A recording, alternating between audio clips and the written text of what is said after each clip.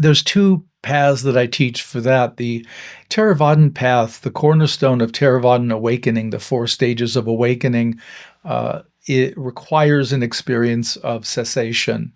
And cessation is the ceasing of all materiality and mentality. So it's a lights out, blackout experience. And the closest we have is like a dreamless sleep, where you fall asleep, it's just black, and you wake up. There's nothing, no content at all.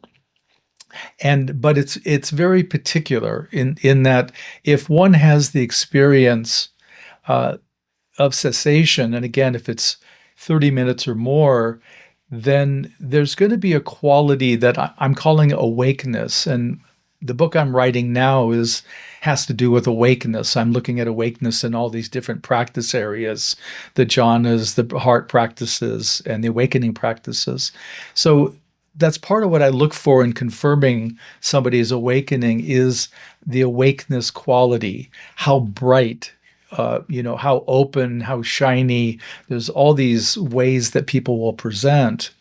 And then the other path I offer is the Zen path. So there's two paths there which can be separate or intertwined.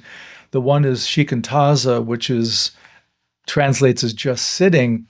But the way I teach it, I have 3 steps in it. And the last step is opening to the vastness. So opening to the space quality of the absolute, the source. And basically, we're abiding in the source directly. And that really both builds a comfort and confidence, but it also lets us relax more and more and more to realize I don't need to manage much of my life. There's this source that's doing all this. So it really lets us relax quite deeply. And that can lead in itself to an awakening experience.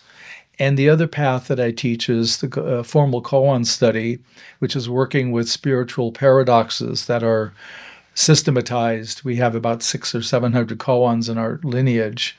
And one would work through all these koans, which with each koan, there would be a mini awakening at least, which helps flesh out and knock off the stalactites and stalagmites of the cave of awakening, as it were.